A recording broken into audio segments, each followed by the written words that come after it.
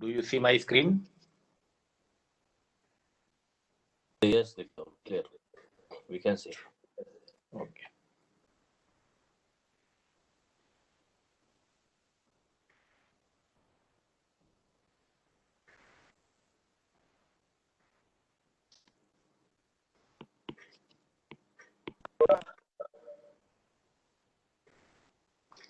Okay, so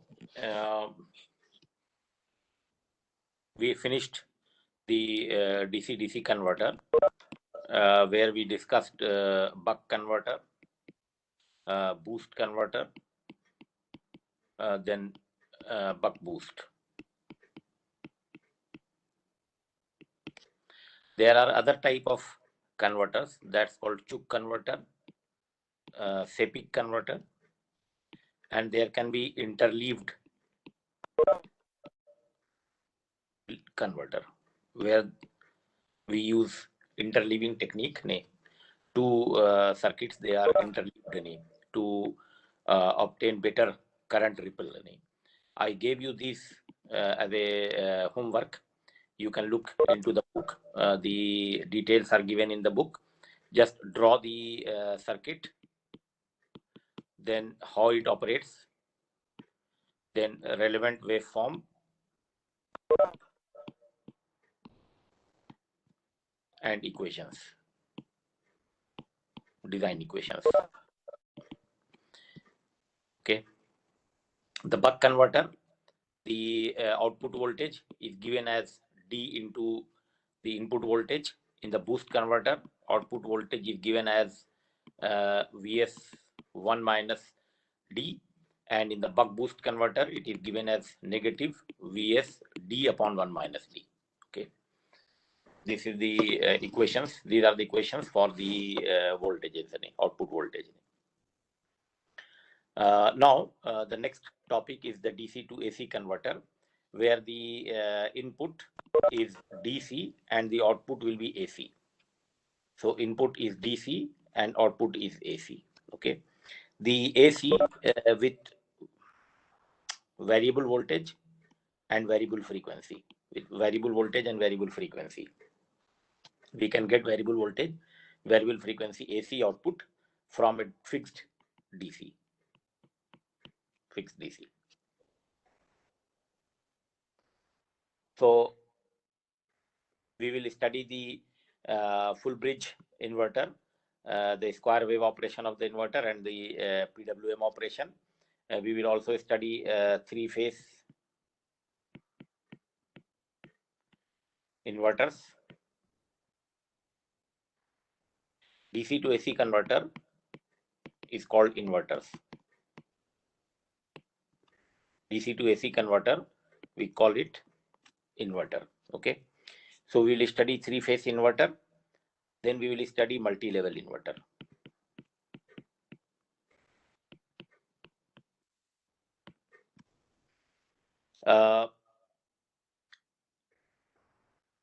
There are two types of inverter. Like one classification is, okay, let me check. Okay, there is one more classification that is remaining. I will discuss this here. Let me write, otherwise I will forget. Voltage source and current source. This is another classification. Okay, I will come to this. So inverters that convert DC supply to AC supply of variable voltage and variable frequency. Okay, the input is fixed DC, the input is fixed DC, and the output is, this is input fixed DC, the output is variable AC. Variable AC. When we say variable AC, that means variable voltage and variable frequency. The inverter outputs are switched waveform and it contains harmonics. So we cannot get like pure sine wave from the inverter output, but we will have like this kind of waveform. So some it is like switched waveform, and if you take the Fourier, you will see that it has the fundamental component plus harmonic components. Usually the harmonics are like third order, fifth order, seventh order, 9th order, 11th order, and so on in a single phase. If you have three phase, then it will not be three. There will be no like third harmonic, third, sixth is even. So third, 9th, 15th, they will be eliminated. That's called multiple of third harmonic. That will not be there if it is three-phase system.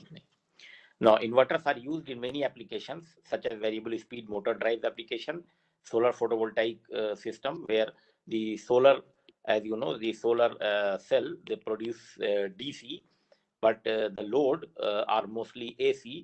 So what we need is a converter in between. That's the inverter, DC to AC converter that we will use, that converts the solar DC to the required AC with the appropriate voltage and appropriate frequency. Okay. They are used in the electric vehicles. They are used in hybrid electric vehicles. They are used in traction applications. Traction means trains, rails, and heavy vehicles. So all the vehicles, and if they use inverter because they are using AC machines for their drive applications. So we need from the battery to the appropriate AC to control the motors. So we use this inverter in the electric and hybrid electric vehicles. Now, in the classification, one classification is single phase, three phase, or multi phase. When we say multi phase, it can be like 5 phase, 6 phase, 7 phase, 9 phase, and so on. And single phase, three phase, multi phase. Another classification is based on the type of the source, that is DC source. If the DC source is voltage, if the voltage source, if the source is voltage, we call inverter as voltage source inverter. And if the source is current, DC current, then we call it current source inverter. So we have voltage source inverter and current source inverter. What we will be discussing here is mostly the voltage source inverter. Current source inverter we do not take up for discussion, because current source inverters are not widely used, and they are used only for specific applications. Most of the time we use voltage source inverter. Now, in the current source inverter, what happens that even if you have, like, if you have a battery, if you add a heavy inductor, high amount of inductance, a heavy inductor, then it behaves as a current source. It behaves as a current source. The current becomes constant at this side. So this is like, current source. This behaves as a current source. So if you have current source, then the inverter, what we call as the current source inverter. Okay. The circuit topology is different. The inverter circuit connection, that is, if you have the IGBT or MOSFET, they are connected in series with the diode. Okay, this is different than the voltage source inverter. I will show you the circuit later. So these are the classification of inverters. Three classification based on the number of phases. Since it is AC, that's why we have single phase, three phase, multi phase. In the DC converters, we did not have any number of phase because there was no AC any. But the input was on the AC side. So input was like, a single phase or three phase or multi phase. But here output can be like single phase, three phase, or multi phase. Then another classification is called two level and multi level inverter. Now, what is the meaning of two level and multi level inverter? Is that the output of the inverter, this is the inverter, the output of the inverter, if it has two level means it's like this.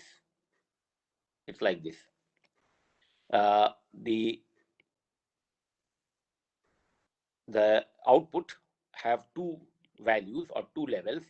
One is say VDC, another is called minus VDC, where DC is the, here is the voltage, input side voltage is VDC, and the output that you are getting is a square wave, for example, like this, with plus VDC and minus VDC. Then it is AC. Then only it is AC, alternating current. So it has to have like positive as well as negative. So positive is plus VDC, negative is minus VDC. This type of output, if you have from the inverter, then it is called two-level inverter. It is called two-level inverter because you have two levels. One is plus VDC, another minus VDC. Plus VDC and minus VDC. These are the two levels. That's why it is called two-level inverter. Now, what is multi-level inverter? If you have more than two levels, then we call it multi-level. For example, if you have like 0, then VDC, then 0, then minus VDC. Suppose you have output like this. Suppose you have output like this. This is the output of the inverter. So what are the different levels that you see here? This is 0 level, then plus VDC level, then you have minus VDC level. Okay. So here there are three levels. One is plus VDC, another is 0, another is minus VDC. So this is called three-level inverter. This is called three-level inverter. It can be three-level voltage source or it can be three-level current source. But if we do not say anything, that means voltage source inverter. We are talking about voltage source inverter. So we can call it three-level voltage source inverter, three-level VSI, three-level voltage source inverter, where the level is 0 VDC, 0 and minus VDC. So three levels. You can have more than three levels. You can have 5 level, 7 level, 9 level, like this.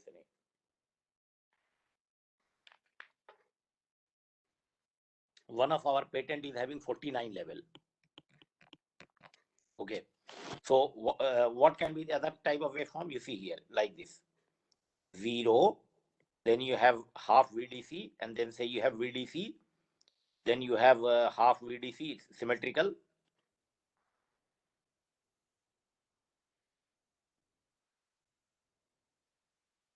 This.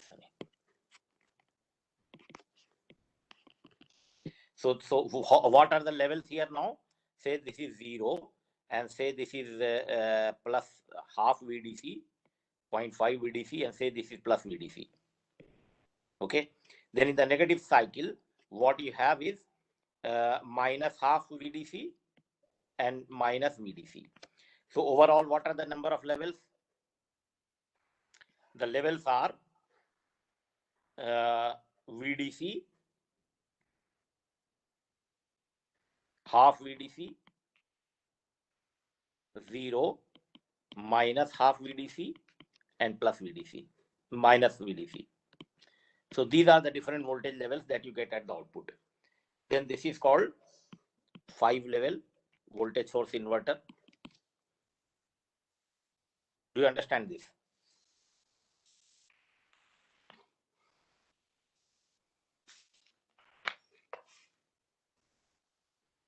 Sir, could you please read the last part again?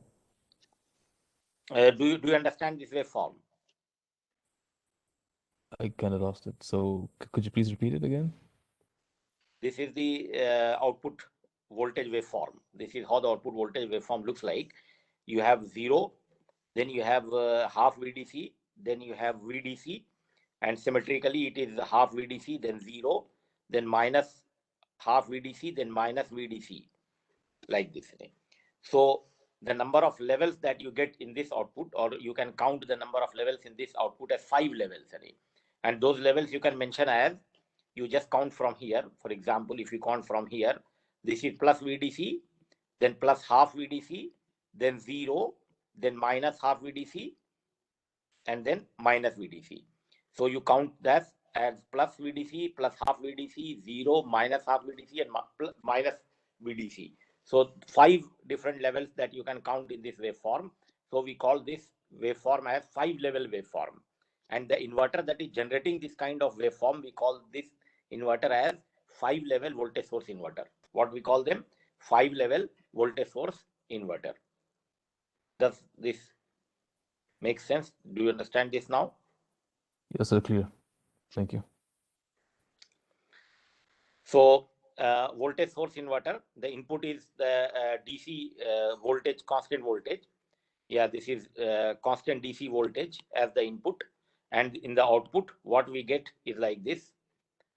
Then this is a called voltage source inverter. This is called voltage source inverter, two-level voltage source inverter, and the output frequency is the inverse of the time period. Now the current source inverter, the input is the DC current. The input is the DC current, and how we obtain this, that I told you, you have a voltage source, but you connect a big inductor in series with it, then it will be a current source. So it is current source, then we get this type of output voltage waveform, and this is called the current source inverter. Okay, so inverter is classified in another class that is called voltage source and current source. Okay, it was already in this slide. Okay, now there are two types of operation of the inverter. One is called step operation, another is called the PWM operation.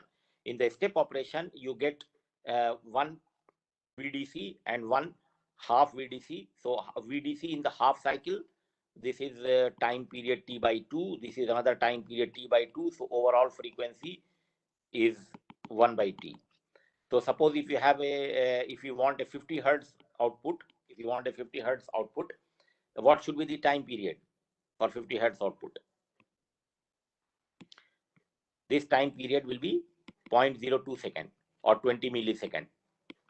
So half of the time, that means for until 0.01 second, you will have plus VDC, and next half cycle for next 0.1 second, you will have minus VDC.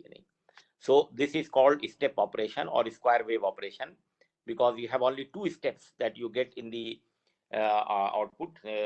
One is the VDC, another is VDC, minus VDC, plus VDC for half of the time, and minus VDC for half of the time. This is called step operation or square wave operation. Next, PWM operation, when you have short pulses, many pulses like this in the same, here you have not one pulse, but you have many pulses. You have many pulses in the positive cycle and also in the negative cycle. So if you have many pulses like this, then we call this as PWM, pulse width modulation. Pulse width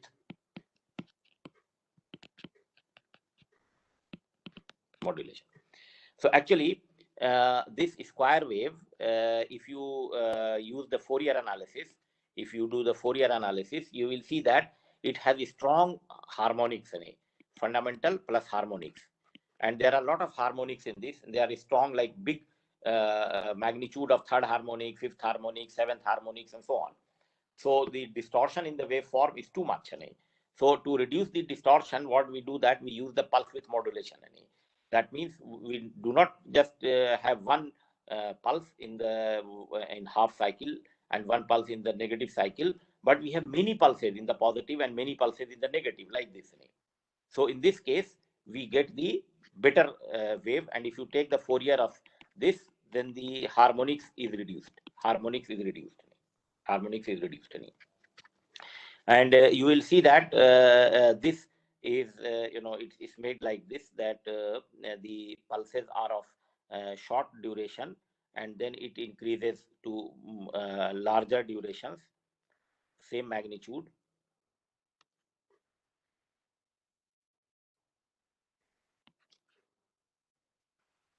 Like this. So you see that it behaves like, or it looks like sine wave. It looks like a sine wave. So this type of waveform is generated, called pulse width modulation technique, to reduce the harmonics. Okay, and this is square wave, this is PWM mode. So we'll study both of them. Any question? No. Good. Next, so now the different topologies that are used for the inverter. One is the most basic configuration, is called half bridge inverter. Half bridge inverter is the most basic configuration. So this is how it looks like. I will show you first more simplified diagram. You have a DC source, you have a DC source, and then you have two capacitors of equal magnitude, and this is the midpoint of the capacitor.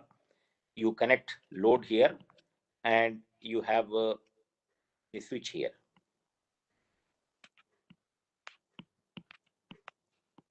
You have the switch here. Okay, this is the load. This is the load. Now the switch. This is the switch. The switch can be MOSFET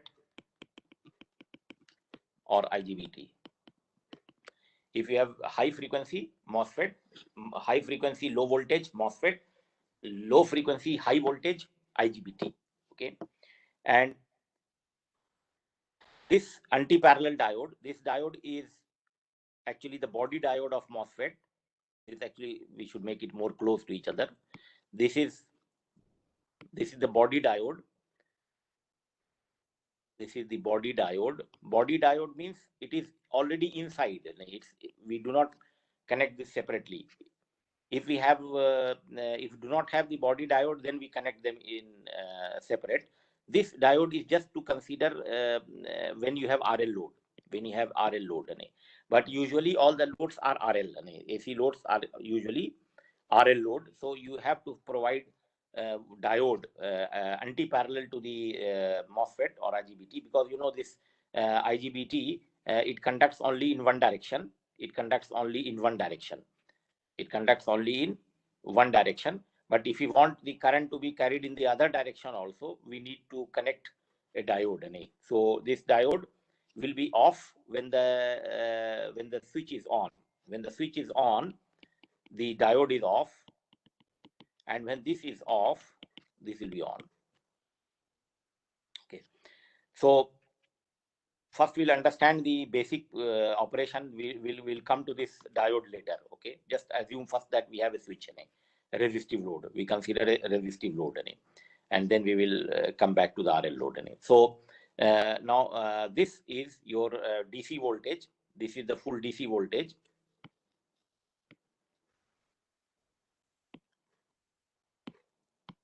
This is the DC voltage, say VDC. Then this capacitor will hold half VDC, and this capacitor will hold half VDC. Okay, plus this is plus VDC, this is minus VDC. So this will be like half and half. So the total DC will be VDC. Now, when this switch is on, when this switch is on,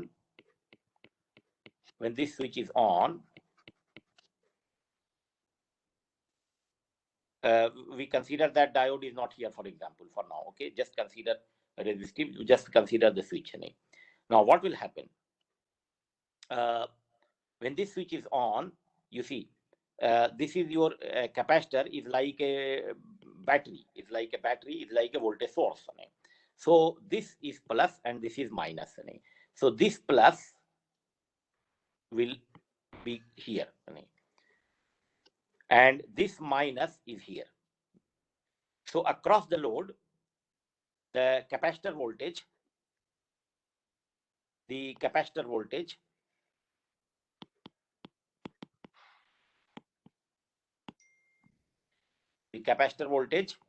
will be seen across the load.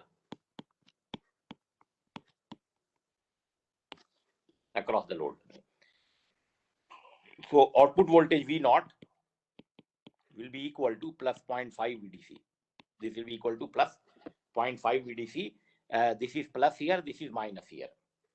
Because this end is connected here, it is plus. This end is connected here, it is minus. And the current will flow in this direction. Current will flow like this. Current will come like this. It will go like this. And then it will come like this. And then it will come back like this. So this is how the current will flow. And this is how when the switch 1 is on. So switch Q1 is on. Then when the switch Q1 is on, the voltage across output V0 is equal to plus 0.5 VDC. And this is the current path. Okay. Now what we do that Next, we off this, turn off this, and turn on Q2. Now, when Q2 is turned on, what will happen? Now, you see, this is the polarity of the voltage of the capacitor 2. So, when this switch is on, you see, this plus will be across this load here, and this minus will be across this load here. So you see the voltage across the load reverses. Voltage across the load reverses. Before it was plus here, minus here. Now it is plus here and minus here. So it is reversed. So when Q2 is on, V0 will be equal to minus 0.5 VDC. Okay. So what does this mean? This means that the voltage across the load will be like this. It will be plus half VDC, and then it will be minus half VDC, like this. So this is your plus 0.5 VDC, and this is minus 0.5 VDC. So this is the and from here to here your Q1 is on, and from here to here Q2 is on. So Q1 is working here and Q2 is working here. So Q1 and Q2, they are not simultaneously on. You cannot make Q1 and Q2 on at the same time. Q1 on, Q2 on, no, this is not permitted. If you short them together, then your DC source will be short circuited. Your DC source will be short circuited and it will damage the source. So we always avoid the shorting of the two, or the this is called one leg of the inverter. So in one leg of the inverter, you have two switches, and the two switches are such that they operate in complementary. They have complementary operation. Complementary operation means when this is on, this is off. When this is off, this is on. So one will be only on at one time. This is one will be on at one time, and that is what we call as the inverter operation, where Q1 is on, then Q2 will be off. When Q2 is off, then Q2 will be on. And you see that the voltage polarity changes. The current direction also changes. So that means the input is DC, and at the output what we get is AC. And this is the basic principle of the inverter. So now we have achieved inverter operation. Do you understand this? Any question here? So why is it called half wave? This is called half wave, because you see here, you get the here the input voltage is VDC, but the output you are only getting half of the VDC. Okay, only you are getting half of the VDC. We will see that when we connect a switch here also, and we connect a switch here also, then that we will call as the full bridge inverter, and then we will have the full voltage at the output. We will have VDC and VDC at the output, plus VDC, and output minus VDC. Okay. So here we use only two switches. And we use two capacitors. And the load is connected between the midpoint of this and the midpoint of the two switches. Okay. Now we do not need any diode if we have a resistive load. But if we have inductive load, what happens? If we have inductive load, you see the current was flowing in this direction. The current will remain to flow in this direction. You cannot avoid the current, although your switch is off. So this switch is off, but still the current should flow.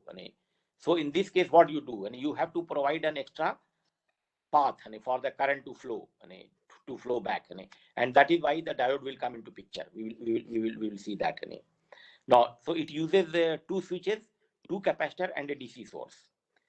If the DC source voltage is Vs, the two capacitors are charged to half Vd and half Vs and minus half Vs. The output voltage can be plus half Vs or minus half Vs. When the switch is off, it has to withstand Vs voltage, which is double the output. Yeah, this point, if you look here, what happens when it is off? One is on and other is off. How much voltage will appear across the off switch? That we have to check.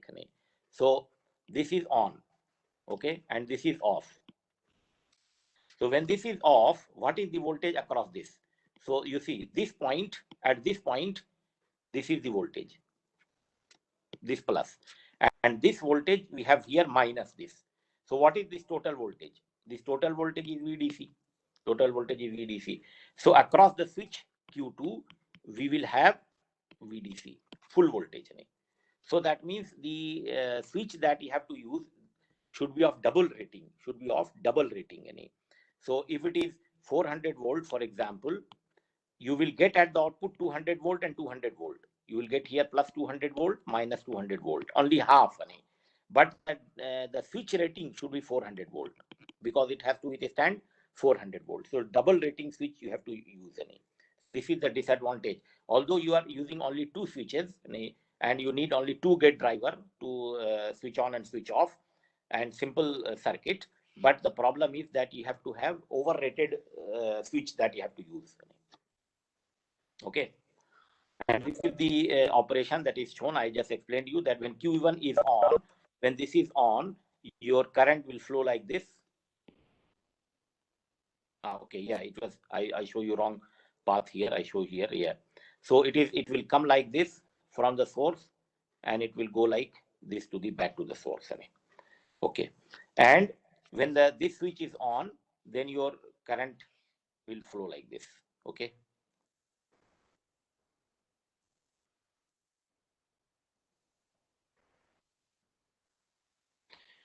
Okay, so Q1 and Q2. Now, this is for the resistive load case. So the output voltage will be minus VDC by 2, and this is plus VDC by 2. This is the current through the switch. Current through the switch. The current will flow only when this is on. And this is the current through the switch 2 when this switch is on. Q1 on here, Q2 on here. So the current will flow when it is on and no current will flow when it is off. Okay. And the output will be like switch current Q1, then switch current Q2 in the opposite direction. So you will have this as your current and it's same as the voltage. So this is what you get in the output voltage and output current. This is for the resistive load. Okay. Now, what is the RMS value of the output voltage? So the output voltage is this is half VDC. This is minus half VDC. Now, this is a square wave. If you take the RMS of this, it is half VDC. So half VDC will be the RMS value. And if you take the Fourier of this square wave, then the coefficient A will be 0 and coefficient B will be 2 Vs by n pi. So the output voltage will be of this way in nature, 2 Vs upon n pi into sine n omega t. When n is equal to 1, then it is fundamental. Okay. When n is equal to 3, it is third harmonic. And so on. So what is the fundamental voltage? Fundamental voltage V1 will be equal to 2 Vs upon pi or 2 VDC upon pi, 2 source voltage upon pi. This is the output voltage fundamental. So this is the peak value, 2 Vs upon pi. This is the peak value. So what is the RMS value? V1 RMS.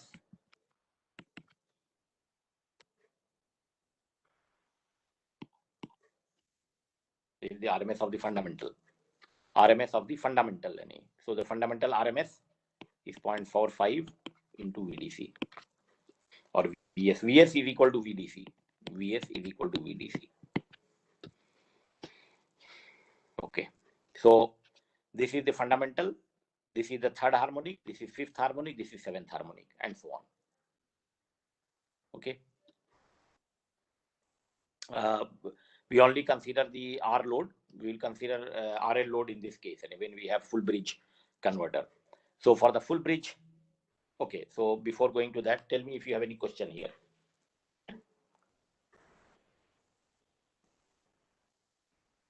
Questions?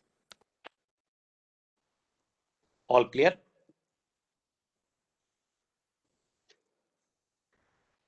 Now, if you have one additional leg here, this is one leg more. You have two like switches in each leg. This is called leg 1. This is leg 2. Two legs in the inverter, and you see this is of the shape H. So it is called H bridge inverter. This is also called H bridge inverter. Okay, and anti-parallel diodes. These are anti-parallel diode. Anti-parallel diode. Usually, in the MOSFET, the body diode is already there, so you do not need to add any additional diode. But if you do not have a body diode, you have to connect a diode. This will be to cater the RL load or RLE load. Then you will have to provide the alternative path for the current, and then the diode should be there. Okay, but if you have a resistive load, which is practically not there, because all AC load, you will have some, or that small inductor will be there, inductance will be there. So in that case, there is no diode required if you have pure resistive load. Now in this case, you have the DC voltage. You have the DC voltage here. Now you see there are 4 switches. There are 4 switches. We call them as S1, S3, S2, and S2 and S4. Okay. So in one leg, you have S1, S4. In the another leg, you have S3, S2. Okay, and S1 and S4, they are complementary. Complementary. What is the meaning of complementary? What is the meaning of complementary? Complementary means one will operate only at one time. If S1 is on, S4 has to be off.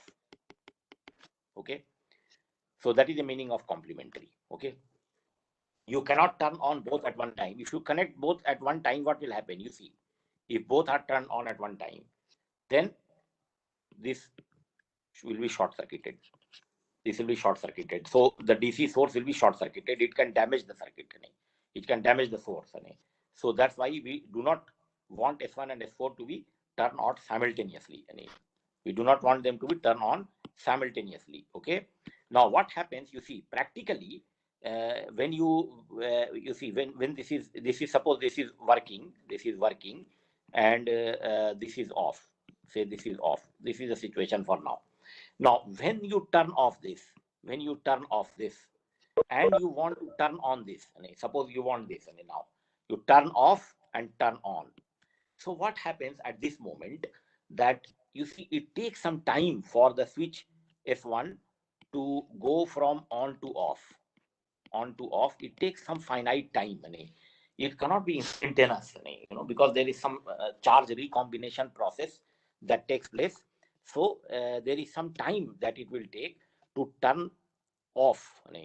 So suppose if and that time is very small, like in some cases like microseconds, like say 1 microsecond, 2 microsecond, like this.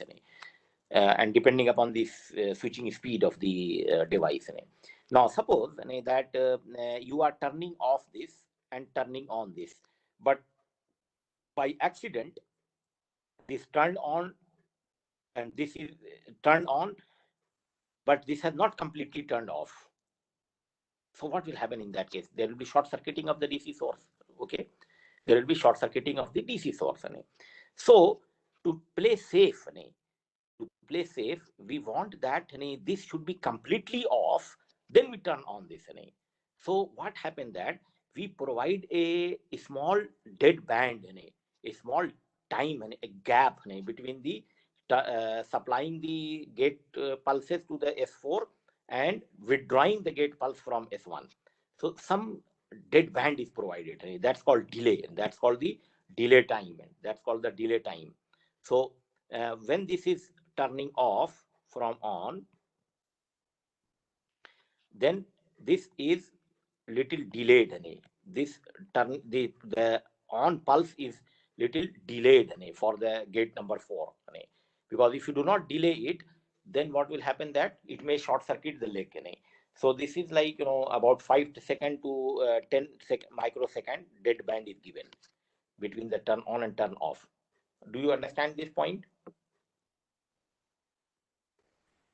Yes. Is this for all cases? Or is this for a All, specific? no, this is all. This is in general. Whenever you have like two switches, they are complementary in operation. Then you have to provide a dead band between the turning on and turning off of the two switches. That's called the dead time or delay time. Okay. Okay. And that what is the so this is for the safety of the source. But what this will cause, what will be the problem? The problem will be that the output voltage will have more distortion. The output voltage will have more distortion, so output will be distorted. That's the main problem. Okay, but you cannot avoid that. That's the practical like constraint of the inverter. Okay, now suppose you have how this operate. So let us see the operation of this. So what we do that we turn on this. If we turn on this, that means certainly the S4 is off. There is no point that S4 will be on because they are complementary in operation. When you operate this will certainly be off. Okay, so we turn on this and we turn on this. We turn on these two together, S1 and S2. We turn on together. And in that during this time, S3 and S4 will be off. Okay. So what will happen now? If you turn on this and turn on this, so what is the voltage across the load? Tell me, what is the voltage across the load? VDC? Yes. I call it plus VDC, plus here, minus here. And the current path?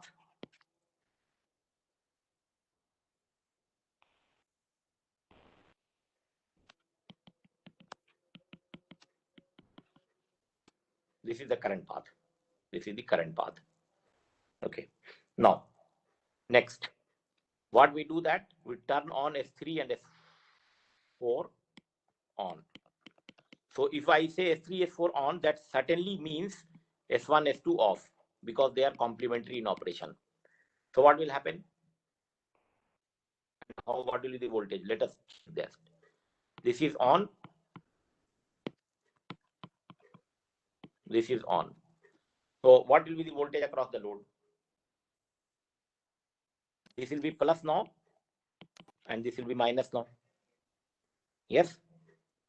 Before this was plus and this was minus. Now this is plus, this is minus. So the voltage polarity reverses and V0 become minus VDC. Is it clear or not? Yes. Okay. So this is the operation of inverter. This is the operation of inverter. So you turn on this and this at one time. You turn on this and this half of the cycle. Half cycle, these two will be on. Half cycle, these two will be on. So that is how it will operate. So S1 and S2 on, we get plus VDC. When S3 and S4 on, we get minus VDC. Now what happened if we have S1 and S3 on? If suppose if we have this on, if this is on and this is on, suppose the two are on, what is the voltage across the load?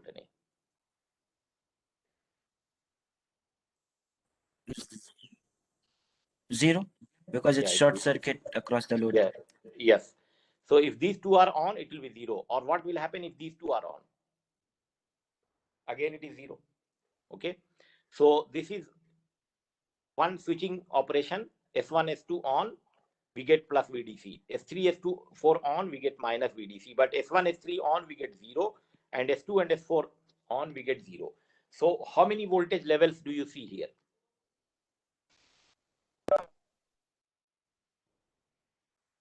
Three level. One is zero. Then you have VDC. Then you have minus VDC. So this is how you get your output. Your output will be like this: 0 plus VDC, 0 minus VDC. So this is H bridge inverter.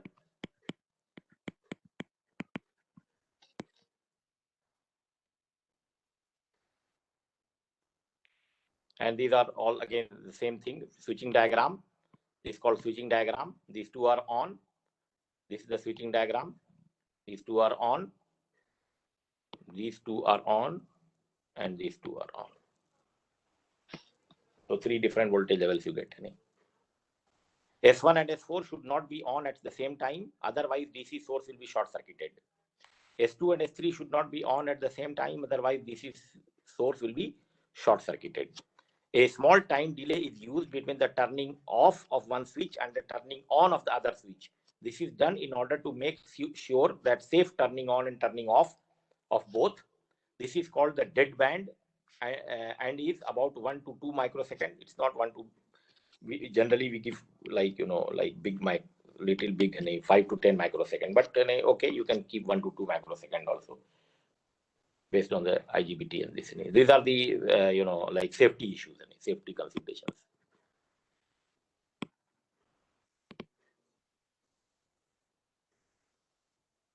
Now, square wave inverter, the simplest switching scheme for the full bridge converter produces a square wave output. The two switches connect to the load plus VDC, S1 and S2 are closed, minus VDC, S3 and S4 are closed. The periodic switching of the load voltage between plus VDC and minus VDC produces a square wave voltage across the load. Although this alternating output is non-sinusoidal, it may be adequate AC waveform for some application. So the means you have only if you have only the square wave output. The current waveform is the load. In the load depends on the load type. The resistive load, the current waveform matches the shape of the output voltage. Inductive load will have a current that has more sinusoidal quality than the output voltage because of the filtering property of the inductance. You know this, that this is the voltage waveform. This is the voltage waveform. If we do not consider the zero level, we only consider plus VDC minus VDC. This is the square wave operation. So if you have resistive load, then what will be the current? Current will be something like this.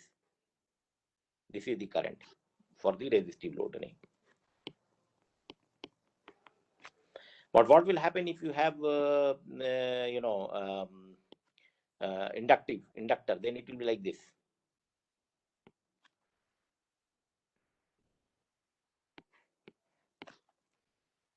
Like this. So this type of current waveform you will have if you have RL. If you have RL. So this is the type of the current if you have RL load.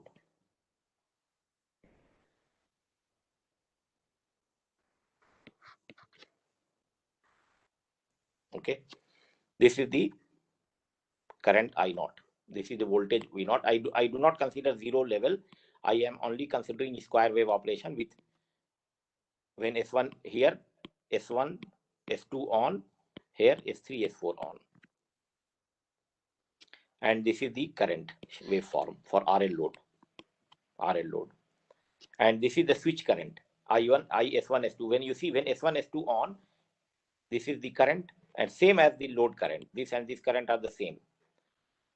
And then here they are not operating, so it is 0. This is S1, S2. And from here to here, you have S3, S4 current. Here it is 0 because they are not operating. And what is the source current? Source current will be the sum of these two. So you have like this. The source current.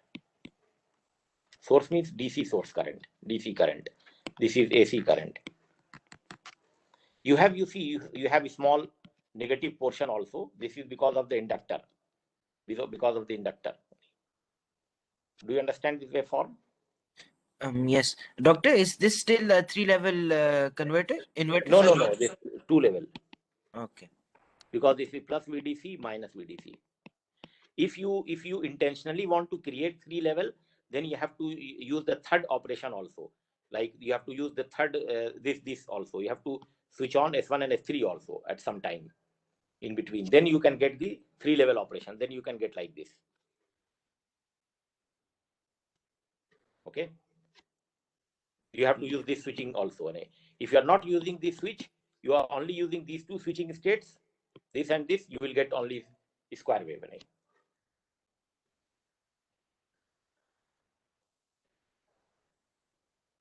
Now let us write some mathematical equation for this current. This is the AC current, filtered current. This has the forced current and natural current, forced response and natural response. The forced is VDC by R. This is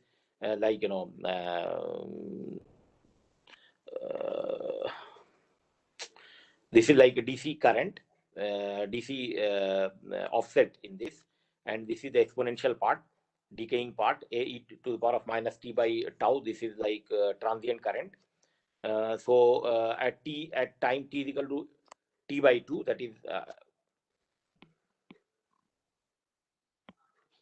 this is your T by 2. S1 and S2 on, and S3, S4 are closed.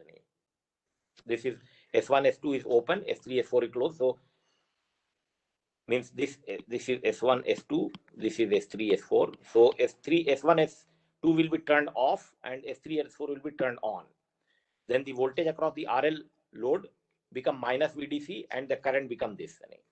So this is for the positive, this is for the negative cycle. This is for the positive cycle,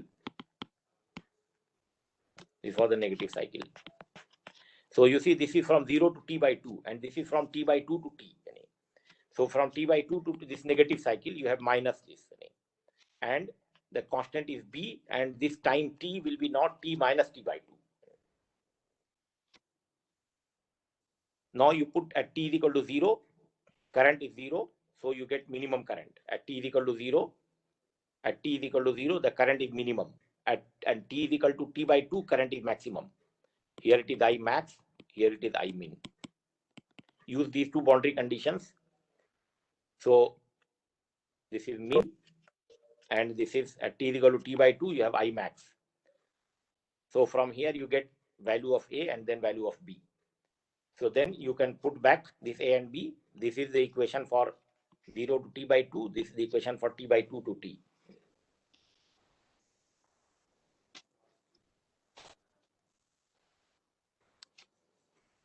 Now to get I max at T is equal to T by 2, you have I max, you put equal to this. Now I max and I min is same as I max negative. That means I max and I min are the same, because you see there is no offset here. This is this value, and this value should be same. The peak value should be same. The peak value of I max and the peak value of I min should be same. So peak value of I max and I min is same. You put this here, you get this as your expression for I max and I min. So equation 1 and 2 represents current through RL load when square wave voltage is applied. So this is I max, I min, and this is the equation for the current. So you can you see this is I max and I min here. This I max and I min is given by this equation. So this is the equation for current RL load, RL load current, and the power absorbed. The power absorbed by the load is I square into I square RMS into R. To get the I RMS, same current, square of that, and under root, you get the RMS. And the power from the DC source is VDC into IS. IS is the source current. Source current is drawn here. The source current. Okay. Now, next is the use of the feedback diode or the anti-parallel diode. So to understand this, let us check. What happens? Suppose your this is on. Suppose this is on and this is on. Okay. Current is flowing in this direction.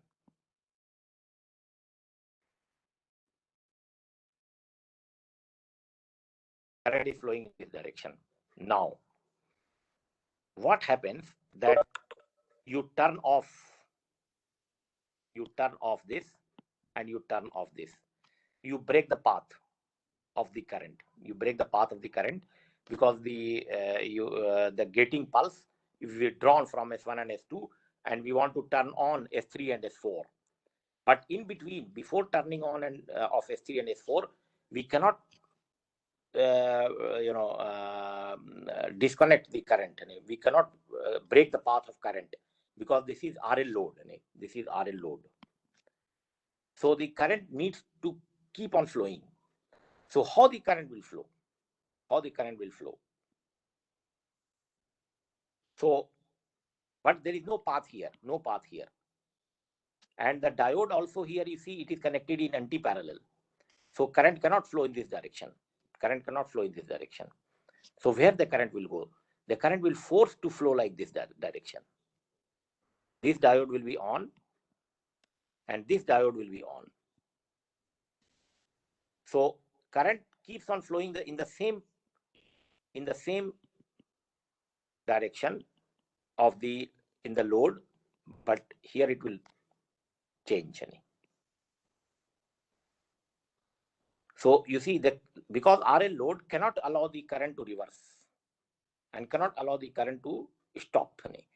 So what will happen, instead of going into this path, now this diode will be on and this diode will be on, and the current will flow in like this. So the direction of the current through the load remains the same.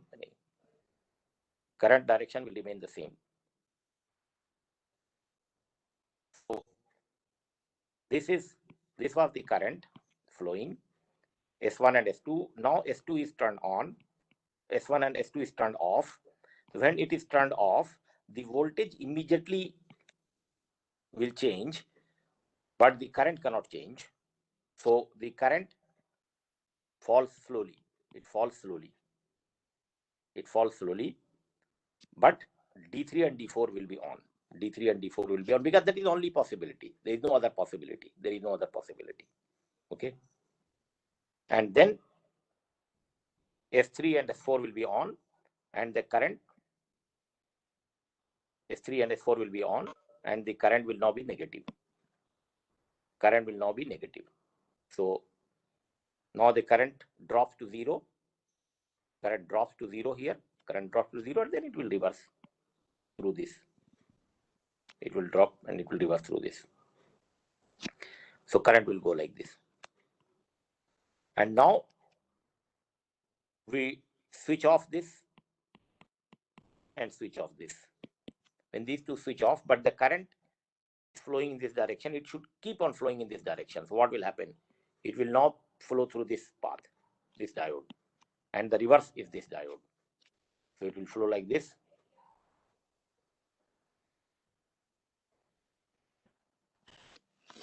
So these two will be the path of the current. So diode D1 and D2 will be on in this speed. Diode D1 and D2 will be on.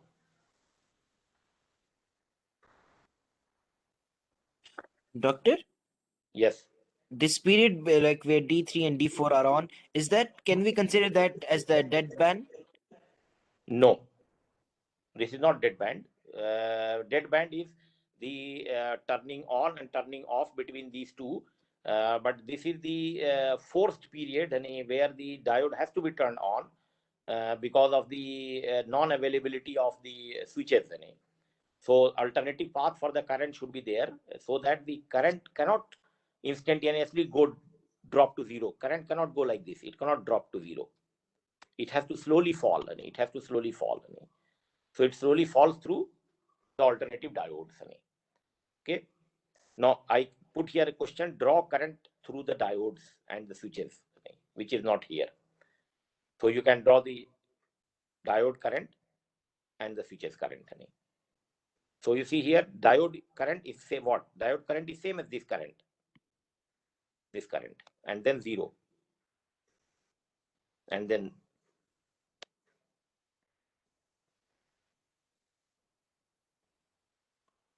how you will draw the diode current. This portion is your diode, okay, and it will be 0, and this portion and 0. This is the diode current, D1 and D2, And what will be D3, D4? This is the current, D3, D4. And 0. Like this. And switches current, what are the switches current? See, S1 and S4, this is the current. So this is switch current. This is switch current, and then it will be 0. This is the switch current. And what will be S3 and S4?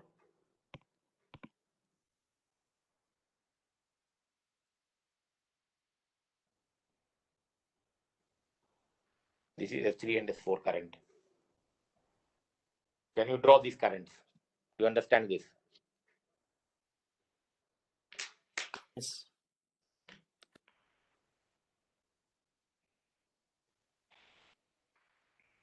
The load current, because you see the load current is flowing through the either diodes or the switches. So the same current you have to draw through the load and through the switch. The same thing is shown here, what I drawn. Now let us see what is the Fourier series of the voltage and current. So this is the Fourier of voltage, this is the Fourier of current, and the power absorbed by the load in a series resistance with, because power is only absorbed in resistance. So I square into R. So I square, I RMS, you put like this. This is your current, then this is the power, this is. Now for square wave, the Fourier series will be this 4 VDC upon n pi. In half wave it was 2 VDC by n pi. Here it will be 4, double. Okay, and this is the RMS, fundamental RMS. Fundamental RMS. Half 0.45 was the case of half. Now this is full. So it is 0.9 VDC. This is what you get at the output. Fundamental RMS. Now harmonics. These are the fundamental. This is fundamental. This is third harmonic, fifth harmonic, seventh harmonics. So this is nothing but V1 by 3. This is V1 by 5. This is V1 by 7. So it is Vn by n. Sorry, V1 by n.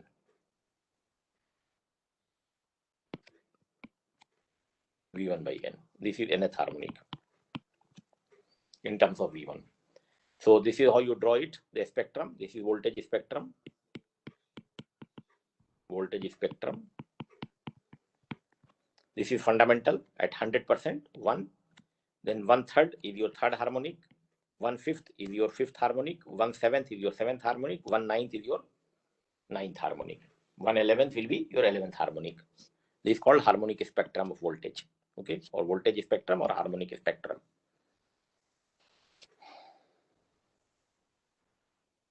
Now, how it looks like in the waveform. So, you see here, this is my output voltage for the square wave. Output voltage for the square wave, and when we split this into different harmonics, we have fundamental, we have third, we have fifth, we have seventh, and so on. Now, how the waveform will look like, I have drawn here. This is blue is my fundamental. Okay, and this is the third harmonic. If you have only third harmonic and fundamental, then your resultant waveform is this. This is how it looks like, the resultant waveform. So if you see this kind of waveform anywhere with two peaks, you should understand that it has sine wave and third harmonic. It has sine wave and third harmonic, fundamental and third harmonic. Now, if you have fundamental, third and fifth, if you combine them together, this is how it will look like. This is your resultant waveform. Now you see three peaks. So you should understand from here that it has fundamental, it has third, and it has fifth. Now how it looks like if you have combination of fundamental, third, fifth, and seventh. So you will have fundamental, third, fifth, and seventh. Then you will have four peaks like this. This is fundamental, this is third, one is fifth, and one is seventh. Okay, so this is how the real voltage waveform looks like.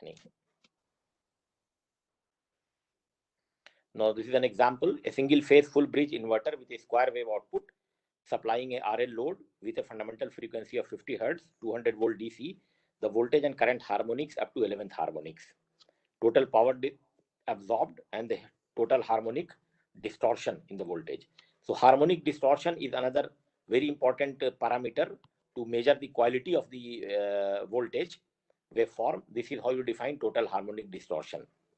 Very important, total harmonic distortion.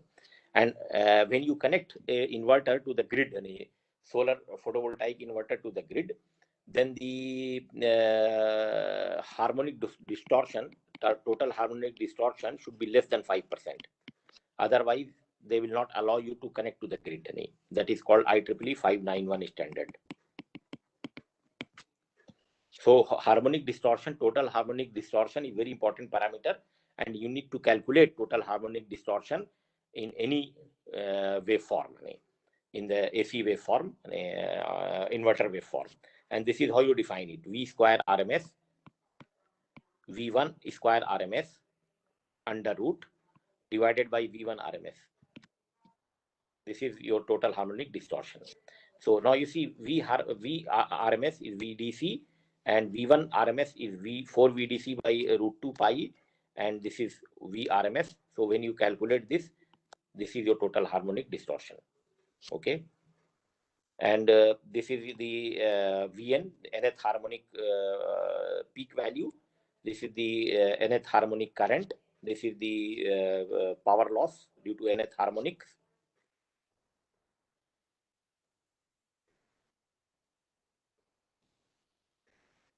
So formula are given, complete this problem. Example 2, Fourier series solution for a square wave inverter. Determine the amplitude of Fourier series term for a square wave load voltage. The amplitude of the Fourier series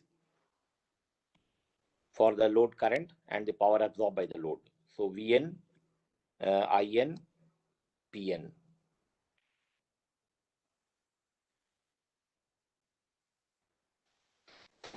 Then Fourier series for 60 Hertz. Third harmonic means 180 Hertz. Fifth harmonic means 300 Hertz. Seventh harmonics, ninth harmonics. Vn voltage for different harmonics. The impedances. You calculate impedance by R square plus N omega L square. And current is Vn by Zn. And then power is In square into R. Okay. So table 1 summarizes the Fourier series quantities for the circuit of example 8.1. As the harmonic number n increases, the amplitude of the Fourier voltage component decreases and the magnitude of the impedance increases, both resulting in a small current for high order harmonics. Therefore, only the first few terms of the series are of practical importance. Note how the current and the power terms become vanishingly small for all but for the first few frequencies. You see here it was 429 for the fundamental, then 10, too much less, then you see it become very, very small. So the power absorbed by the load is, you add them all, this is about 441 watt. Determine the total harmonic distortion for the load voltage and the load current for the square wave inverter. So for the square wave inverter, the RMS voltage is equal to VDC. Fundamental RMS is V1 by root 2, which is 4 VDC upon root 2 pi. Then the total harmonic distortion is V square RMS over V1 square RMS over V1 RMS. So when you do this, it will be 48.3%. 48.3% total harmonic distortion that comes in the square wave. And the current is this. Current is 16.7%.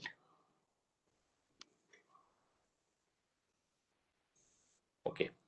So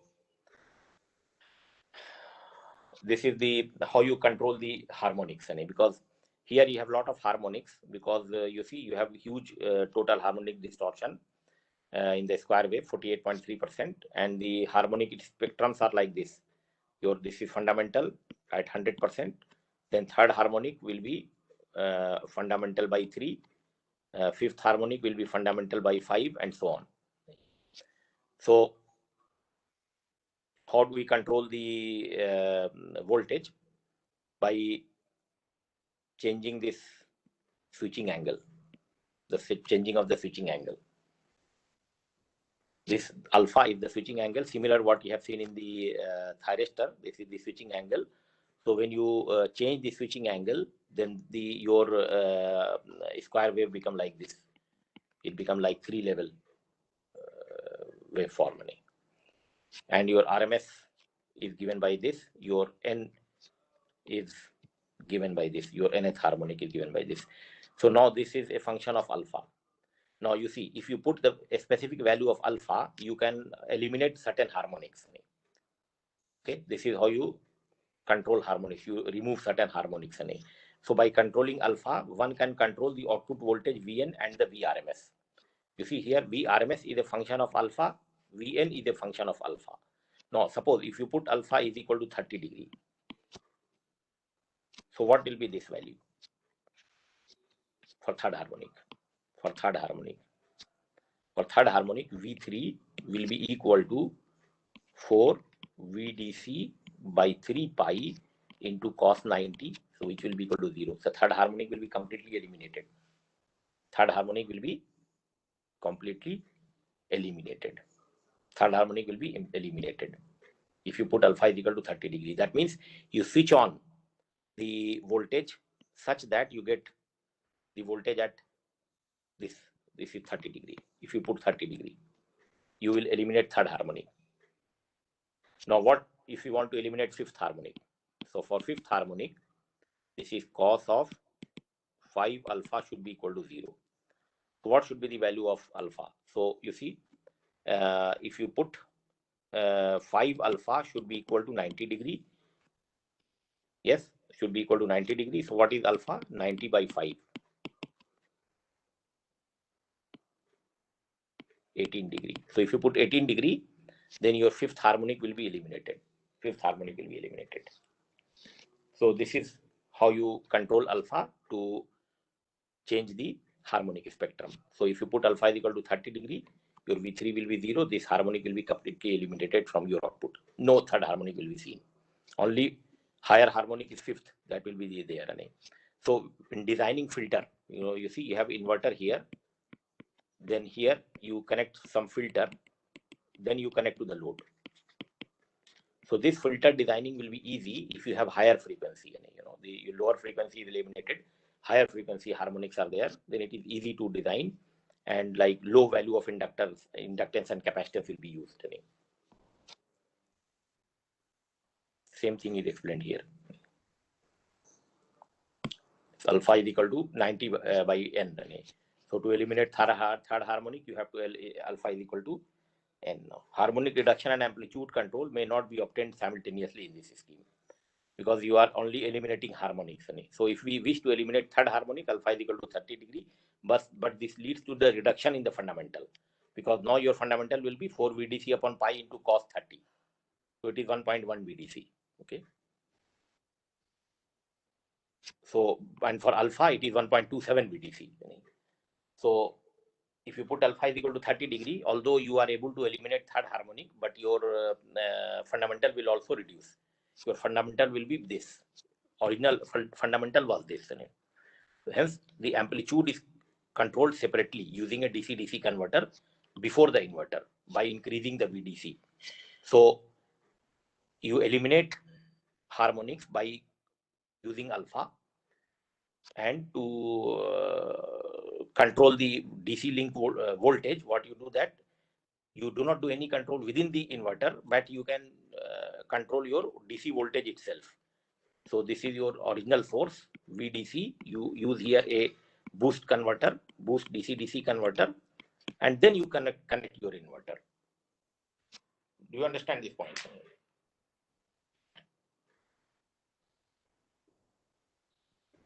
Yes.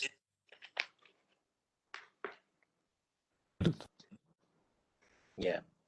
Now here is the graph which shows the magnitude of the harmonic component versus the angle alpha versus the angle alpha.